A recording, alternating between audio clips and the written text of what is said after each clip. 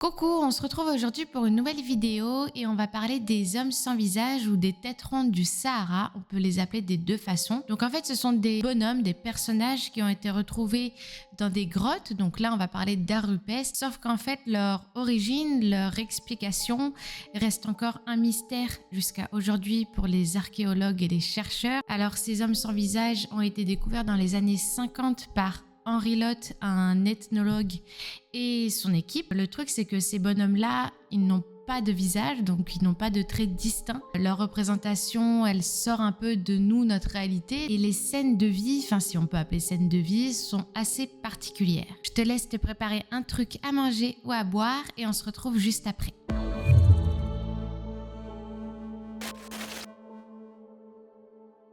Donc déjà, ce qui est assez étrange, c'est que ces représentations-là n'ont jamais été peintes ailleurs ou gravées. En fait, elles existent uniquement, ils existent uniquement dans ces grottes-là. Et en plus, donc, je vous l'ai pas dit, mais donc c'est dans le désert du Sahara, mais c'est dans une zone particulière. Donc en fait, c'est dans la région Tassili El Najer en Algérie. Donc c'est très très grand. Ils sont uniquement dans une zone très restreinte. En fait, ils représentent même pas 5% des représentations totales. Et leur aspect est assez étrange, irréaliste et assez mystérieux. Déjà, on peut se demander si ces bonhommes-là ont véritablement existé. Est-ce que ça se base sur des êtres humains? Ils ont l'air d'être des mi-hommes, mi-animaux. Leur morphologie est assez différente de la nôtre. Il y a aussi des signes, des symboles, des choses assez bizarres. Et aussi, ce qui est étrange, c'est qu'en fait, en général, l'art rupestre, ça représente des scènes de la vie quotidienne. Donc la chasse, par exemple, ce qu'il y a de plus classique. Sauf qu'en fait, là, ces hommes sans visage, ils représentent que des scènes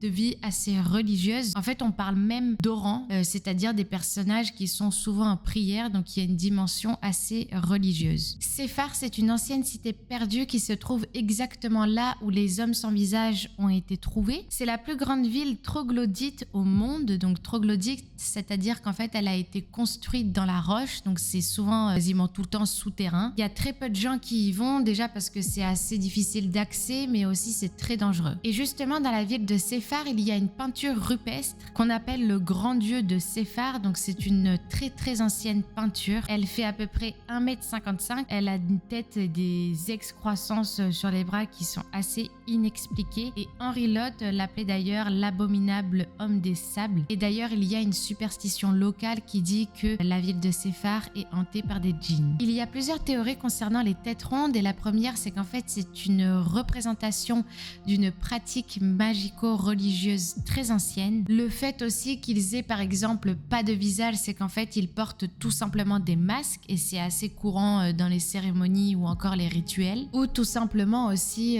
peut-être que la personne qui a fait ces représentations-là a un style graphique assez différent des autres. Après, il y a aussi une autre théorie qui dit que ces personnages-là, peut-être qu'ils sont tout simplement issus d'Afrique noire, aussi parce qu'on remarque des tatouages et des motifs parfois sur leur peau. Henry Lott pense que les religions africaines sont souvent liées à l'ésotérisme et il rebondit sur le fait que certains personnages ont l'air d'être des mi-hommes, mi-animaux.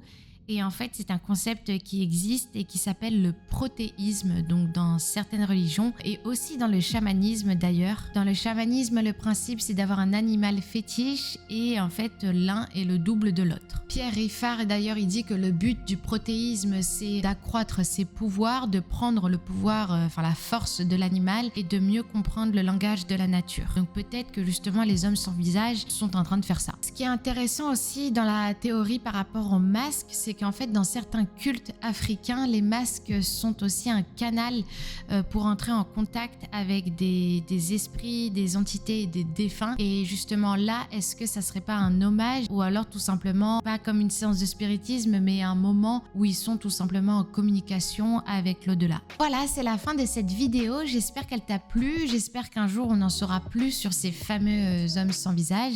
Moi, j'adore les mystères et d'ailleurs, n'hésite pas à me dire en commentaire les sujets que tu aimerais que je traite.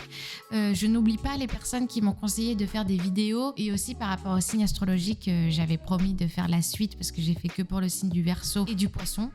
Donc ça aussi je vais le faire, mais en fait j'aimerais beaucoup parler de mystères comme ça, donc n'hésite pas si tu as des idées. Si cette vidéo t'a plu, n'hésite pas à liker, partager, commenter et surtout t'abonner et activer la cloche pour être au courant de la prochaine vidéo. Et on se retrouve très bientôt. Je te souhaite une belle journée, une bonne nuit, une bonne soirée et à très vite. Salut!